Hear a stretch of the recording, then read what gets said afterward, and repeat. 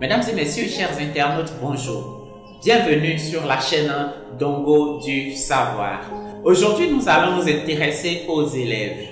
Il sera question de savoir qu'est-ce qu'il faut faire pour réussir son année scolaire. On a tous tendance à penser que passer en classe supérieure, c'est facile, mais non. Il y a des choses qu'il faut respecter, il y a des méthodes, il y a des comportements à adopter. Et c'est de cela que nous parlerons aujourd'hui. Comment réussir son année scolaire? Au cours de cette vidéo, nous passerons au peigne fin 8 méthodes clés qui nous permettront de pouvoir réussir notre année scolaire. Ces 8 méthodes seront divisées en 2 grands groupes. Le premier groupe, c'est ce qu'il faut faire lorsqu'on est à l'école et le second groupe, c'est ce qu'il faut faire lorsque nous sommes à la maison. Que faire lorsqu'on est à l'école? D'abord, il faut être assidu. C'est l'assiduité le premier point. L'assiduité vous permettra de ne manquer aucun cours. Oui, faites l'effort d'être assidu, d'être régulier. Arrivez à l'heure pour que vous puissiez entrer parce que vous le savez, si vous arrivez en retard, le professeur ne vous laissera pas entrer. Et dans certains établissements, même le portail sera fermé. Vous allez rater des cours. Si vous ratez des cours, vous n'allez pas pouvoir vous rattraper. On a tendance à entendre souvent des élèves dire « Non, si j'ai raté le cours, ce n'est pas grave parce que je vais pouvoir me mettre à jour. » Non, vous mettre à jour ne vous aidera pas à comprendre l'essence du message que le professeur lui a donné. Vous copiez simplement, mais et les explications et tout ce qu'il y a eu comme exemple, comme question posée au cours du cours. Non, vous ne saurez pas cela. Et si c'était simplement pour vous limiter aux notes, vous pouvez rester à la maison parce qu'en réalité, il y a des livres pour chaque matière. Mais si on vous demande de venir à l'école, c'est pour pouvoir bénéficier d'un écosystème, pour pouvoir bénéficier des explications du professeur, pour pouvoir bénéficier de la synergie des autres élèves, car il y aura des questions dont le professeur répondra. Comme deuxième point, nous avons l'engagement. Et oui, il faut être engagé. Il ne suffit pas de venir et puis de dormir en classe ou de rêver. Il faut être engagé, il faut être attentif et participer au cours. Le fait de participer en classe vous aidera à vous concentrer. La participation vous permet de garder votre cerveau engagé dans ce que vous êtes en train de faire.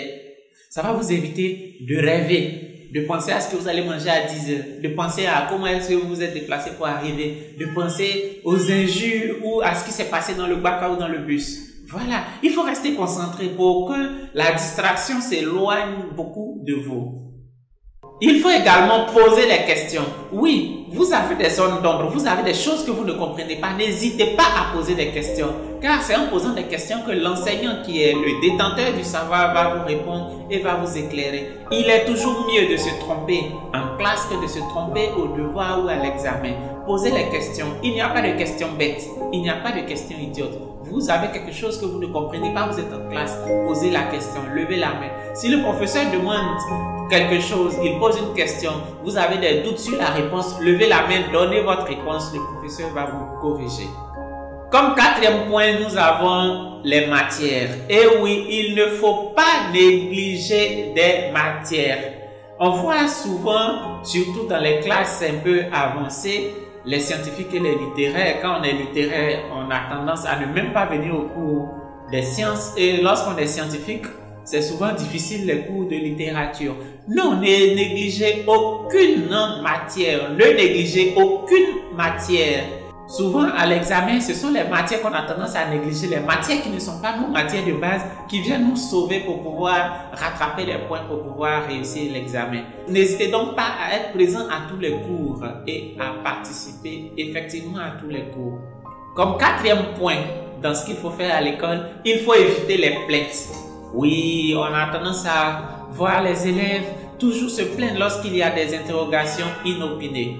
Lorsque le professeur dit « prenez les feuilles interrogation », on a une bonne partie des élèves qui va se mettre à se plaindre. « Non, on ne veut pas, on n'est pas prêt, c'est ceci, c'est cela ». Ne rentrez pas dans cette mouvance. Restez tranquille. Prenez simplement votre feuille, commencez à mettre votre nom et attendez les premières questions du professeur. Parce que les autres en réalité s'agitent. Et quand ils s'agitent, ils ont besoin d'un temps de latence d'abord avant que le cerveau ne se repose pour se concentrer sur ce qu'il doit faire. Mais vous, comme vous ne vous êtes pas agité, vous êtes déjà concentré. Donc, la première question, vous avez déjà à réfléchir pour trouver la réponse. Or, ceux qui se sont agités, ils vont perdre 15 à 20 minutes avant de redevenir calme pour pouvoir travailler. Ces minutes que vous gagnez en réalité vont vous aider à réussir dans la matière en question. On voit aussi comment est-ce que le fait de ne pas être concentré ou d'être distrait ou d'avoir l'esprit échauffé avant les contrôles impacte notre composition. L'élève finit de faire son interrogation. Il se dit qu'il a bien fait, il a tout fait. Mais lorsque la feuille de copie revient, il se rend compte qu'il a oublié un signe quelque part, un endroit où il devait mettre moins et il a mis plus. Oh là là, cela est dû au manque de concentration. Donc au début de l'interrogation, si vous échauffez votre esprit, ce genre de problème va vous arriver. Pour éviter cela, restez calme. On vous dit prenez les feuilles, prenez votre feuille tranquillement, attendez les questions, répondez et puis vous allez pouvoir avoir une bonne note. Maintenant qu'on a fini ce qu'il faut faire à l'école, qu'est-ce qu'il faut faire lorsqu'on arrive à la maison? Est-ce qu'il y a des méthodes? Est-ce qu'il y a des secrets? Oui, il y a des secrets. D'abord, à la maison, ce qu'il faut faire, il faut d'abord relire les cours. Oui, il faut relire les cours, les notes que vous avez eu à prendre. Et n'oubliez pas d'avoir un cahier de brouillon. Un cahier de brouillon où, en plus de ce que vous notez dans le cours, des explications ou des détails que le professeur va être en train de donner, vous prenez note dans votre cahier de brouillon. Ça peut être un bloc-notes également. Vous prenez note. Donc, à la fin de la journée, pendant que vous êtes à la maison, n'hésitez pas à relire ces notes-là pour pouvoir savoir qu'est-ce qui s'est passé pendant le cours.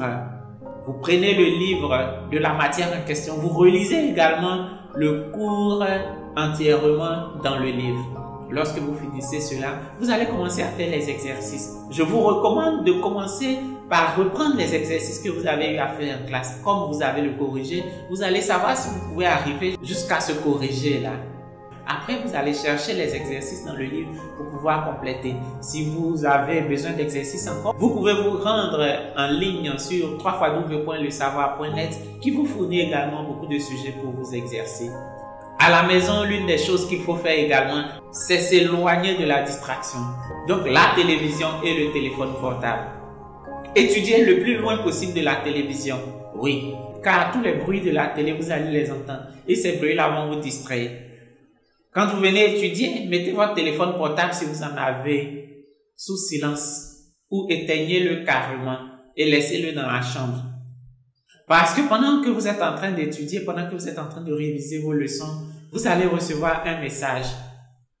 Le message, lorsque vous allez l'ouvrir, vous allez vous rendre compte qu'il y a des notifications des réseaux sociaux qui sont arrivés. Vous allez ouvrir pour regarder.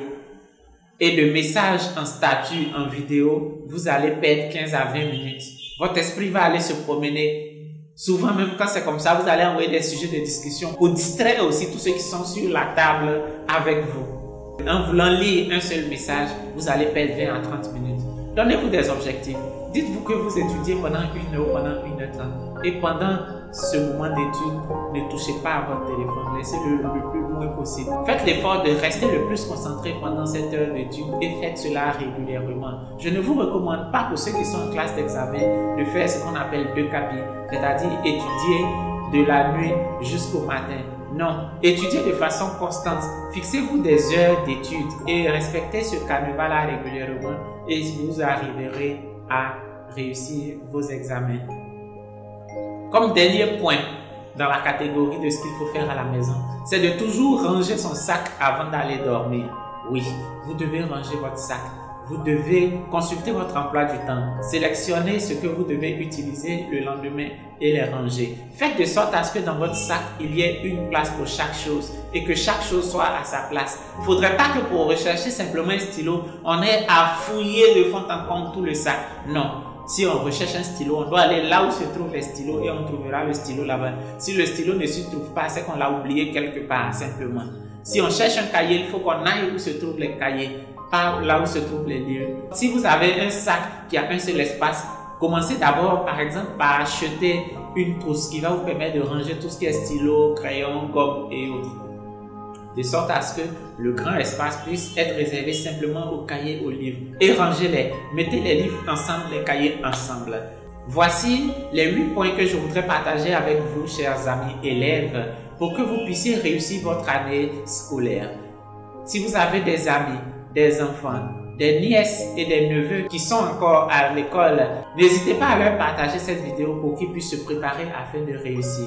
N'hésitez pas à me dire en commentaire vos expériences. Si vous avez d'autres méthodes, partagez-les en commentaire avec nous. Si vous avez aimé cette vidéo, n'hésitez pas à liker, n'hésitez pas à commenter et n'hésitez pas à aimer même la chaîne pour être informé des nouvelles parutions.